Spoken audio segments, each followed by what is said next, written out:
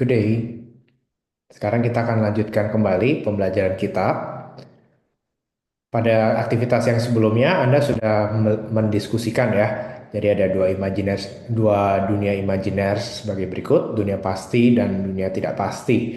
Dan terhadap dua hal ini kita bisa membayangkan apa yang terjadi seandainya kita hidup di dunia yang seperti itu.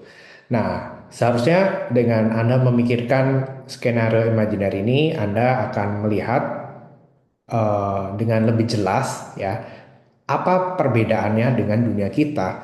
Nah, di dunia kita itu ada unsur pastinya, ada juga unsur tidak pastinya. Dan apakah hal itu bisa kita syukuri gitu ya, bahwa kita ini hidup di dunia yang tercampur antara kepastian dan juga ketidakpastian. Maka kita akan lihat ya kesimpulan kita untuk sementara ini ya. Jadi kita akan lihat ya, banyak di antara Anda melihat bahwa ketidakpastian, ketika tidak ada yang tidak pasti alias semua hal itu pasti, maka dunia itu sepertinya membosankan ya, karena segala hal itu terprediksi, tidak ada gairah, tidak ada ambisi, nggak ada something yang mengejutkan gitu ya. Jadi kalau terjadi hal seperti ini ya sudah, saya memang sudah tahu kok apa yang spesial gitu dari mempelajari atau dari mengetahui fenomena yang terjadi gitu. Misalkan tiba-tiba besok banjir, nah kita juga nggak terkejut gitu ya. Eh, Toh memang memang saya tahu kok besok akan banjir gitu. Tapi kalau dunia itu semua hal tidak pasti ya, ketidakpastian itu hal yang mutlak, maka dunia ini menjadi seperti tidak ada tujuan atau tidak ada uh, meaningnya gitu ya. Tidak ada sasaran, tidak ada cita-cita yang bisa ditetapkan karena ya buat apa kita membuat sasaran gitu. Saya hari ini bulan depan saya target ingin memanen padi, tapi ternyata besok ada matahari, besoknya nggak ada, 20 hari berikutnya juga nggak ada. Jadi nggak bisa tumbuh. Nah kita nggak tahu, nggak bisa memprediksi apakah semua target yang kita raih, target yang kita tetapkan itu apakah akan tercapai atau enggak, kita nggak bisa evaluasi. Nah ini menjadi sesuatu yang membuat segala hal jadi meaningless. Tapi ternyata di dunia kita, ya dunia yang nyata, tempat kita tinggal itu secara faktanya itu memang ada tuh ketidakpastian, betul ya. Tapi ada dua aspek diantaranya, ya. Jadi semua yang tidak pasti itu tetap ada keteraturannya atau regularitasnya, ya. Jadi hal yang tidak pasti pun itu tetap ada polanya. Jadi misalkan kita tahu ya cuaca itu kan tidak pasti, tetapi kita tahu di bulan tertentu itu lebih dingin daripada bulan yang lain, lebih sering hujan dibanding bulan yang lain. Nah, itu kita bisa melihat ada regularitasnya atau ada polanya. Dan juga ada aspek sebaliknya, yaitu keberagaman, yaitu bahwa ketidakpastian itu ya memang menjadi nyata, suatu kenyataan karena itu ada outcomes yang beragam ya. Jadi cuaca itu bisa macam-macam, bisa bisa dingin, bisa panas, bisa hujan, bisa berangin, dan itu keberagaman ya. Jadi di dalam ketidakpastian itu ada unsur beragamnya. Nah, ternyata dua hal ini sama-sama muncul ya, bukan cuma reguler saja, bukan hanya beragam saja, tapi keduanya ini saling menganyam, keduanya hidup bersamaan. Nah, kita akan lihat bagaimana ya kita sebagai orang Kristen meresponi fenomena ketidakpastian yang seperti ini. Oke, kita akan lihat dulu karena ini pelajaran matematik gitu ya. Kita akan lihat bagaimana kalau seorang matematikawan memberikan perspektif tentang fenomena ini. Nah, karena matematika itu biasanya tentang hitung-menghitung begitu ya. Jadi kita ingin mengukur ketidakpastian. Walaupun itu sesuatu yang tidak pasti, tetapi apakah mungkin ya kita bisa memberikan suatu pengukuran? Pertama-tama mungkin kita bisa memikirkan seperti ini. Ya, misalkan ini contoh dadu seperti di video sebelumnya. Ada dadu, misalkan di sini harusnya 6 sisi begitu kan ya, 6 sisi, dua diantara diberi warna hijau yaitu sisi satu dan dua, yang lain diberi warna putih. Nah kita kan bisa lihat ya, putih ini pasti lebih sering muncul ya, karena kan ini ada dua yang hijau, empat yang putih. Jadi yang putih itu lebih banyak, jadi seharusnya lebih sering muncul. Nah, ini kita mengukur secara kualitatif itu secara tanpa angka gitu ya, nggak pakai angka, kita lihat mana lebih dari mana, dia lebih dari siapa. Nah, itu kualitatif. Nah, tapi karena ini matematik, itu kita doyan angka begitu ya. Maka kita kuantitatifkan atau kita wujudkan sebagai suatu angka. Bisa nggak kita angkakan? Kira-kira sisi putih yang ada 4 sisi dan sisi hijau yang ada 2 sisi, itu kemungkinan munculnya berapa kali lipat sisi putih dibanding sisi hijau. Nah, dengan kita belajar teori peluang, maka nanti kita akan bisa jawab bahwa sisi putih itu 2 kali lipat nih kemungkinannya dibanding sisi hijau. Kenapa? Ya karena sisi putihnya kan ada 4 ya. Lalu yang hijaunya ada 2. Akan 4 kan 2 kali lipatnya dari 2. Maka memang secara peluang kemunculannya 2 kali lebih sering dibanding yang hijau. Nah, maka di sini kita muncul ya, ada yang namanya teori peluang dan juga statistika. Nah, mata kuliah yang sedang Anda pelajari ini. Jadi dalam teori peluang itu adalah cabang ilmu matematika ya, yang kita melihat polanya nih, pola secara khusus pola yang kuantitatif ya, yang bisa kita angkakan, kita konversi fenomena ketidakpastian itu menjadi sebuah angka, suatu nilai peluang tertentu ya. Kalau kita lihat polanya yang sering terjadi itu seperti apa dan kita angkakan. Nah, yang namanya pola itu sesuatu yang reguler atau sesuatu yang pasti.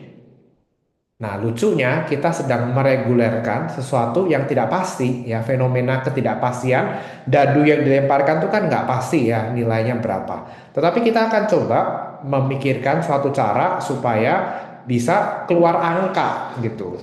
Bisa keluar angka supaya bisa dihitung gitu perbandingannya. Sementara itu ada juga ilmu statistika gitu ya. Statistika ini seperti ilmu terapan ya. Jadi ini adalah cabang ilmu matematika yang memanfaatkan teori peluang. Tujuannya apa? Untuk mengambil kesimpulan yang pasti dari fenomena yang tidak pasti. Nah, again kita bisa lihat ya dua hal ini terjalin menganyam selalu bersamaan. Sesuatu yang tidak pasti itu ada yang pastinya juga. Oke, oke. Jadi kita akan coba lihat sebelum kita melihat ke dari sisi teologis, kita akan lihat apa yang matematikawan pikirkan gitu ya tentang hal ini. Ada beberapa penemuan matematis yang dampak filosofisnya itu cukup signifikan, ada banyak sebetulnya, tapi saya hanya akan bahas dua. Pertama ada Om yang sebelah kiri ini namanya adalah Frank Ramsey, dia adalah seorang matematikawan dari Britania Raya yang sebetulnya masih sangat muda, tetapi meninggalnya masih sangat muda begitu ya. Dia memiliki kontribusi yang banyak sekali, tidak hanya di bidang matematika, tetapi juga di bidang logika, filosofi, dan bahkan juga di ekonomi. Satu lagi adalah pemikiran dari seorang matematikawan Australia bernama Terence Tao. Nah, ini kalau Anda lihat, nah ini kan wajahnya oriental ya. Aslinya mungkin memang dari Taiwan, tetapi dia lahir di Australia. Sekarang dia menjabat sebagai profesor di California. Kita akan lihat pemikiran dari dua orang ini. Pertama kita akan lihat Ramsey ya, dari pemikiran Ramsey, complete disorder is impossible. Apa ini maksudnya? Jadi Pak Ramsey ini menulis suatu makalah begitu ya yang mengatakan bahwa eh, sebenarnya masalah di logika formal gitu ya atau di bidang filosofi analytical filosofi sebetulnya. Nah, tapi ini memiliki dampak di bidang matematik yang sangat signifikan sampai akhirnya bisa menciptakan satu bidang ilmu matematika sendiri, ya Ramsey teori namanya.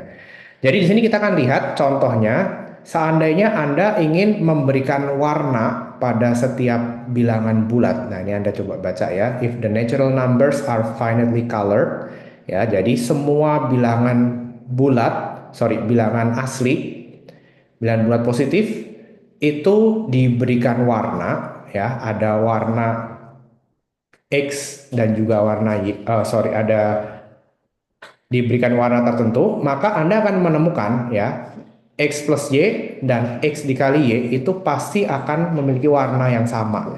Jadi artinya apa? Di sini kita bisa melihat pemberian warna itu sifatnya chaos atau random. Ya, jadi setiap titik itu bisa menerima warna yang berbeda-beda. Tapi di sini kita akan bisa lihat, walaupun ini begitu chaos gitu ya, warna yang diberikan itu bisa begitu beragam, tetapi selalu ada suatu order ya atau struktur yang bisa kita temukan, di mana yang monokromatik gitu ya atau warnanya itu selalu sama. Nah, signifikansinya ya kita akan bisa lihat sebetulnya ini bisa diterapkan tidak hanya di bilangan bulat, tapi juga di berbagai objek, terutama memang di objek matematika diskrit gitu ya. Jadi struktur yang seacak apapun, struktur yang random, struktur yang berantakan seberantakan-berantakannya, selalu ada suatu substruktur yang lebih kecil, struktur itu teratur. Struktur itu penuh dengan simetri di sana. Nah, jadi ini mengatakan bahwa kalau Anda memberikan ketidakteraturan yang gak bisa terprediksi sama sekali, maka itu adalah sebuah kemustahilan atau impossible. Nah, ini adalah hasil dari pekerjaan Frank Ramsey. Selanjutnya kita akan lihat pemikiran dari Terry Tao ya, Terence Tao. Di sini dia memberikan pemikiran mengenai random structure dichotomy. Nah, jadi di sini Tao ini memberikan suatu Simon lecture ya. Ini adalah satu uh, talk gitu ya atau presentasi atau penjelasan gitu ya mengenai yang dilakukan di suatu kongres berisi matematikawan. Ini adalah satu kongres yang paling bergengsi begitu. Di sana dia memberikan suatu ceramah dan dia memberikan suatu structure theorem. Kita akan baca ya maksudnya apa ini. Every object is a superposition of a structured object and a pseudo random error. Maksudnya apa? Jadi Anda melihat semua objek ya, dalam hal ini memang mathematical object gitu ya, objek matematis itu sebetulnya bisa kita breakdown, ada bagian yang struktur, ada yang bagian yang pseudo random. Nah, ini sebagai contoh di sini kita bisa melihat Semeredi regularity lemma. Kalau Anda yang sudah belajar matematika diskrit, Anda akan tahu ada struktur data graf begitu. Graf itu adalah titik-titik dan yang bisa saling terhubung atau tidak saling terhubung. Nah, jadi di sini Anda bisa lihat, di sini bayangkan ini adalah jejaring sosial.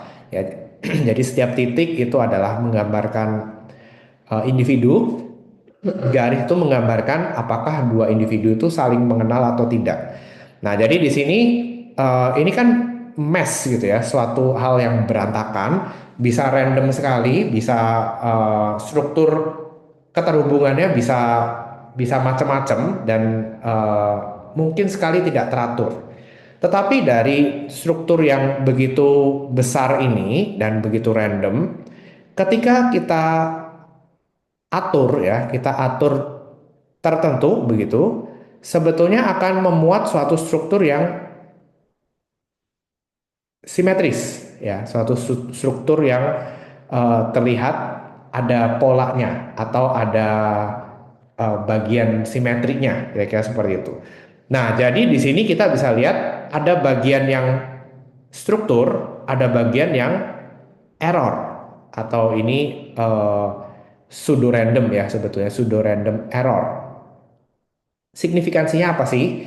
Jadi dalam setiap objek selalu terdapat dua elemen yang menyusunnya. Pertama ada elemen yang reguler atau yang teratur, ada juga elemen yang beragam atau elemen yang acak.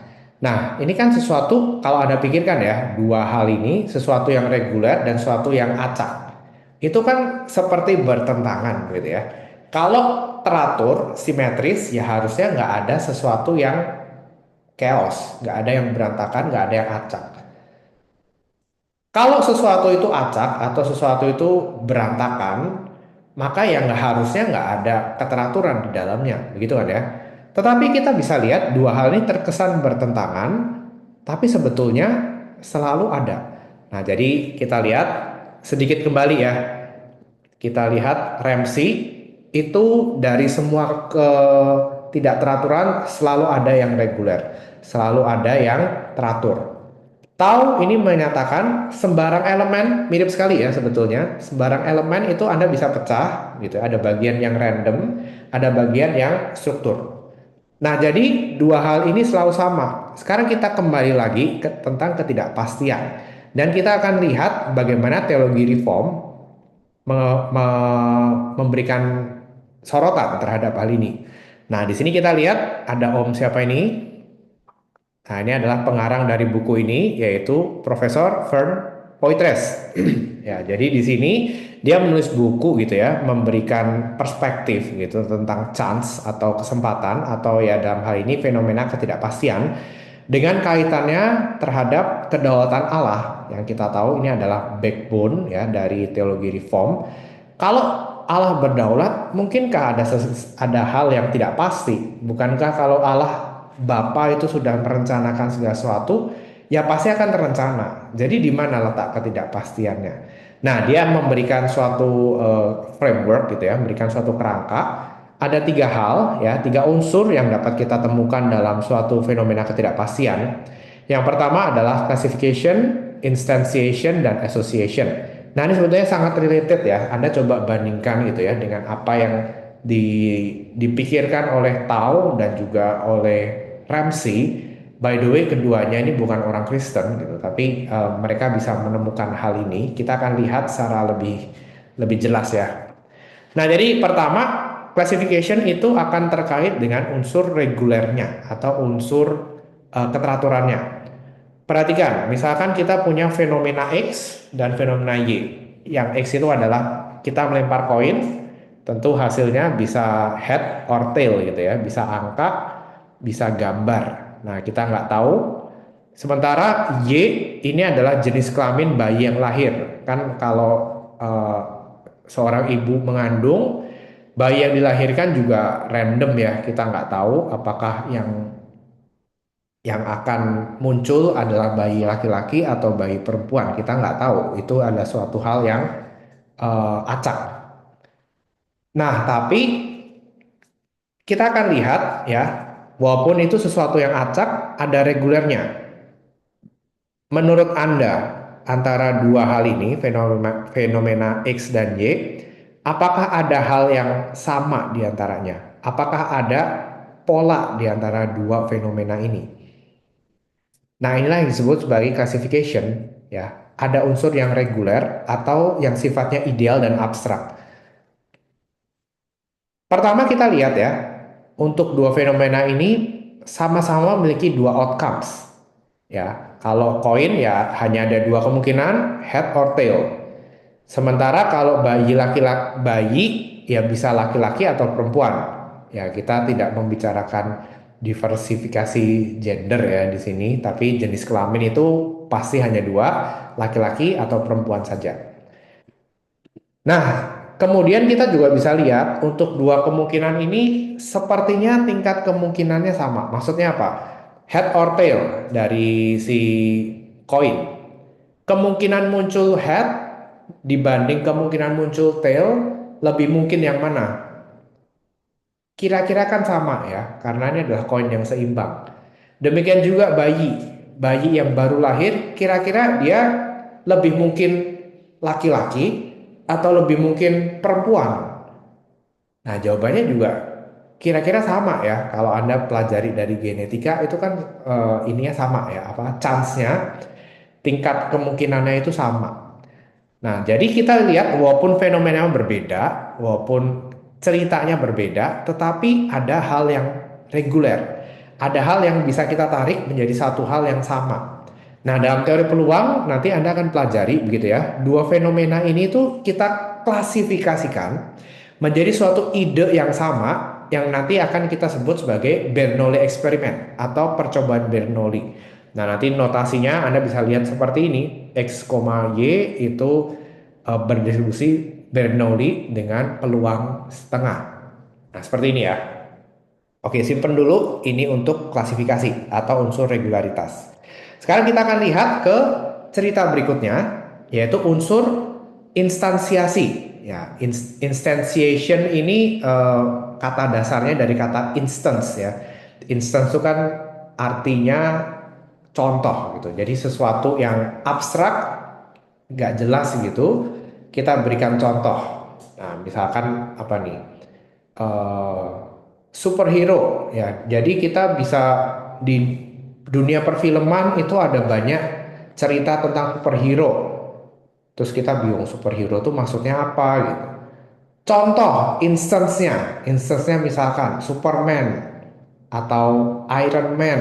Nah, itu adalah suatu contoh, itu adalah suatu instance. Nah, instantiation itu adalah mencontohkan dari yang dunia ide menjadi sesuatu yang nyata. Nah, ini yang kita akan pikirkan. Jadi ini adalah unsur yang mewakili sifat unpredictability dalam dunia, dalam fenomena ketidakpastian. Dan ini sesuatu yang sifatnya nyata dan konkret dibandingkan yang sebelumnya ya tentang regularity itu sifatnya ideal dan juga abstrak. Hanya di dunia ide dan abstrak. Nah, itu yang tadi klasifikasi.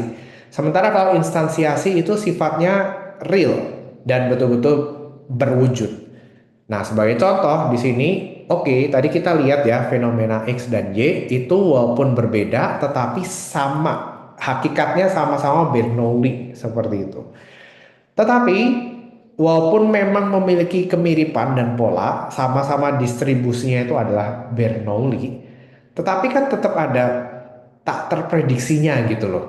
Ya kan kita tahu nih, yang laki dan perempuan sama-sama mungkin lahir, tingkat kemungkinannya sama. Tapi kalau saya tanya, hari ini ada ibu melahirkan di rumah sakit ABC, keluarnya laki atau perempuan? Nah, kita nggak bisa memastikan dong, ya. Itu kan sesuatu yang tidak terprediksi. Nah, jadi seperti ini. X dan Y ini either head or tail, kita nggak tahu. Y ini either laki-laki atau perempuan, kita nggak tahu. Secanggih apapun hasil penyelidikan, kita sudah paham gitu ya tentang pola dan lain sebagainya. Tapi hasil akhir atau outcome itu betul-betul tidak bisa kita prediksi. Dan ini sifatnya mutlak, kita nggak bisa, betul-betul nggak bisa tahu. Nah, jadi ini sesuatu yang nyata gitu ya. Ada sesuatu yang eh, diabstrakkan, dibikin ide, dibikin teorema itu bisa, tetapi kenyataannya itu betul-betul juga kita nggak tahu. Nah, sekarang kita masuk ke unsur berikutnya, yaitu asosiasi atau unsur pengharmoni.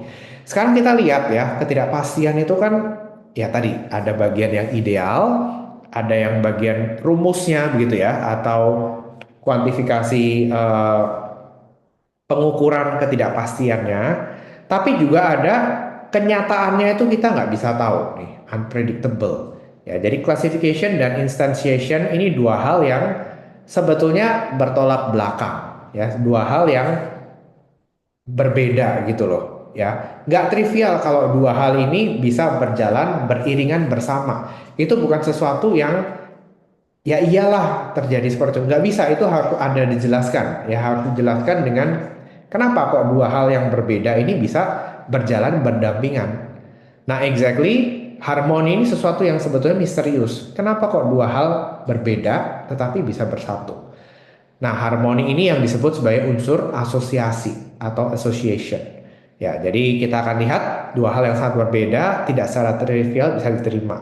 Ini mirip seperti masalah one and many. Kalau Anda masih ingat ketika Anda belajar di kalkulus ya, ada perspektif seperti ini juga yang kita sampaikan. Waktu itu ada masalah one and many. Jadi sesuatu yang beragam tetapi kok bisa satu. Ini ada gambar apel hijau, apel merah, ada apel yang sangat merah, ada apel yang agak gede, ada apel yang kecil, tapi semuanya tuh apel. Loh, kenapa? Apa yang bisa membuat apel itu apel? Nah, itu kan cerita one and many. Nah, ini masalah filosofis yang nggak trivial gitu. Bagaimana penjelasannya? Orang filsafat itu kesulitan ya, memiliki kesulitan tertentu untuk memberikan penjelasan. Demikian juga masalah yang kita hadapi nih. Ini bukan one and many tetapi classification dan instantiation. Dua-duanya itu nyata ada dan dua-duanya berjalan bersamaan. Kenapa? Nah, ini kita perlu jelaskan. Jadi asosiasi ini suatu unsur ya yang membuat kedua hal yang bertentangan ini berjalan menjadi suatu yang harmonis. Nah, sekarang kita akan kaitkan ya dengan uh, Tritunggal. Ya, jadi ini yang menjadi dasar ya. Kita mengenal arti tunggal, maka hal yang kita bisa lihat ketidakpastian terjadi dalam dunia ini jalannya seperti itu. Ya, kenapa? Karena kita bisa lihat, nah dalam hal ini Poitres gitu ya. Ini eh, diagram yang dibuat oleh Poitres begitu. Jadi di sini kita akan mengaitkan Allah Bapa itu dengan classification dan regularity. Allah Anak dikaitkan dengan unpredictability dan instantiation. Allah Roh Kudus dikaitkan dengan asosiasi dan harmoni. Loh, maksudnya apa? Oke, kita akan bedah sedikit begitu ya. Kita akan lihat bahwa Allah Bapa itu kan yang memberikan rencana gitu ya. Dia yang merencanakan segala sesuatu, memiliki rencana kekal yang tentu tidak akan berubah selamanya. Tapi rencana kekal itu kan belum apa ya? Perlu diwujudkan ya, diwujudkan. Yang mewujudkan itu Allah Anak ya. Allah Anak itu Allah Bapa sudah merencanakan keselamatan gitu ya, tetapi keselamatan itu masih sesuatu yang abstrak, belum bisa dirasakan oleh manusia kalau Allah Anak belum turun. Maka Allah Anak melakukan inkarnasi dan mengerjakan proyek keselamatan, maka rencana kekal itu menjadi sesuatu yang betul-betul nyata. Nah, jadi ini ada unsur unpredictability, tapi ini dari sisi manusia ya. Jadi bukan unpredictable dari sisi Allah, tapi dari kita sebagai manusia, kita melihat ada sesuatu yang kita juga nggak bisa kendalikan gitu. Tapi ada rencana kekal Allah juga yang somehow Allah juga wahyukan. Jadi kita bisa mengetahui ada sesuatu yang kekal, tetapi ada sesuatu dari yang kekal itu tidak sepenuhnya kita mengerti. Dua hal yang membingungkan ini, dua hal yang seperti bertolak belakang, kok bisa berjalan bersamaan? Ini adalah peran dari Roh Kudus, di mana Roh Kudus itu mengharmoniskan, mengefektifkan anugerah Tuhan, rencana kekal Allah menjadi sesuatu yang betul-betul kita bisa rasakan, benefit keselamatan, salvationnya itu betul-betul kita bisa rasakan. Nah, hal ini yang akan menjadi archetype, archetype itu menjadi percontohan begitu ya, menjadi diwujud nyatakan menjadi fenomena ketidakpastian. Hal yang tidak pasti itu kan ada regularnya, ada juga unpredictable-nya. Nah, jadi ini yang membuat kenapa ya kok fenomena ketidakpastian itu walaupun tidak pasti, tapi kok bisa kita hitung peluangnya. Kok kita bisa memastikan suatu teorema dari suatu hal yang tidak pasti. Nah, kenapa hal ini terjadi? Jawabannya adalah karena Allah kita Allah Tritunggal. Nah, itu adalah jawaban Kristen atau perspektif gitu ya dari teologi reform terhadap fenomena ketidakpastian. Jadi di sini kita harus melihat bahwa harus selalu seimbang ya antara regularity dan unpredictability. Kenapa harus seimbang? Karena kalau hal ini tuh timpang ya, kita terlalu condong ke regularity, ini akan menimbulkan masalah. Masalahnya apa? Nah, akan mengakibatkan determinisme. Artinya apa? Karena segala hal itu reguler, saya bisa menghitung semua peluang atas hal yang tidak pasti. Ya, kalau Anda merasa seperti itu, Anda merasa semua hal dapat diprediksi, maka ya tidak ada lagi kehendak bebas gitu ya. Semua itu berjalan menurut mekanisme kaku ya, apa namanya? Bisa segala hal berdasarkan formula yang kaku, formula yang baku itu bisa memprediksi segala hal, maka tidak ada lagi kehendak bebas. Artinya hidup itu menjadi tidak bermakna. Nah, ini akibat kalau kita terlalu condong pada regularitas atau Darwinisme ya. Jadi kita bisa melihat yang bisa mengerti hanya orang-orang yang belajar propstat saja gitu ya, yang bisa mengendalikan ketidakpastian. Nah, maka membuat orang yang merasa sok jago itu gitu ya. Karena saya mengerti cara menghitung peluang, saya mengerti memanfaatkan statistika, maka kita bisa ngerjain mereka yang nggak paham. Ya, jadi mereka yang nggak paham tentang hal ini, mereka yang nggak paham tentang rumus-rumus matematika yang canggih-canggih itu, mereka tidak layak untuk menjadi survivor gitu dari hidup yang berkualitas. Biarkan mereka mati bila perlu diinjak supaya bisa mendapatkan supaya kita yang mengerti Protestant itu bisa memiliki kehidupan yang lebih baik. Nah, ini suatu nilai hidup yang mengerikan ya sebetulnya kalau kita terlalu condong pada regularity. Sebaliknya, kalau kita condongnya pada unpredictability, maka ini juga menjadi satu hal yang masalah. Masalahnya apa? Menjadi prinsip hidup yang nihilis, ya. Karena segala sesuatu tuh nggak ada yang pasti, gitu ya. Ya, saya nggak tahu besok saya masih bisa makan atau enggak. Nggak ada pola hari ini saya penghasilan 2.000, besoknya lagi hanya 5.000, besoknya lagi 3 juta, saya nggak tahu, saya nggak bisa merencanakan apa-apa gitu. Nah, jadi ya sudah, saya let it go saja, hidup que sera-sera saja, whatever will be, go with the flow saja. Nah, maka dalam hidup yang seperti ini tuh jadi nggak ada makna gitu, nggak ada hal yang dikejar, nggak ada hal yang ambisi yang mau dicapai. Ini menjadi sesuatu yang ya menyanyiakan hidup pada akhirnya. Atau evolusionisme. Nah, ini sesuatu yang sedikit berbeda gitu ya dengan Darwinisme. Di sini sangat menekankan evolusi ya. Jadi evolusi itu dipandang sebagai suatu kebetulan statistika ya. Ya, kalau ada hal yang baik yaitu kebetulan, kalau ada hal yang buruk itu juga kebetulan. Nggak ada yang perlu dirayakan. Oh, besok banjir. Ya sudah, ya itu kan memang kebetulan banjir aja. Oh, besok apa misalkan saya dapat proyek, dapat 3 juta dolar. Oh, ya sudah, itu ya kebetulan saja. Semua hal jadi kejadian acak gitu. Nah, ini juga sama ya. Ujung-ujungnya membuat orang itu berpikir bahwa hidup itu tidak ada makna, hanya ikuti saja arus. Nah, ini sebetulnya dua hal yang sebetulnya muncul nih ya. Kalau Anda kritisi, banyak orang atau bahkan diri Anda sendiri, diri kita masing-masing, Anda dan juga saya, itu ternyata mungkin me- menghayati ya hidup yang seperti ini ya, yang mungkin terlalu condong pada regularitas atau condong pada unpredictabilitas. Nah, jawaban Kristen adalah keseimbangan. Ya, kita harus melihat dua-duanya itu nyata diseimbangkan oleh kuasa Roh Kudus. Nah, jadi dalam mata kuliah ini kita nanti akan lihat gitu ya. Ada bagian yang tidak pasti, ada bagian yang pasti itu dipelajari bagian teori peluang. Ini mostly adalah di sebelum UTS, dan juga nanti setelah UTS itu akan mempelajari statistika ya, lebih terpapar langsung dengan data yang nyata, betul-betul data random yang akan Anda hadapi. Ternyata dua hal ini memiliki saling keterhubungan. Nah, ini yang menjadi membentuk suatu harmoni. Harap Anda ketika mengikuti mata kuliah ini, Anda bisa melihat kaitannya gitu ya dengan dasar trinitarian yang tadi kita sudah bahas. Nah, demikian eh, pembahasan. Kiranya ini bisa menjadi berkat dan membuat kita semakin mengagumi Allah Tritunggal, semakin beriman pada Allah Tritunggal, dan membuat kita juga memiliki relasi yang lebih tepat terhadap Allah kita. Tuhan memberkati, selamat bertumbuh.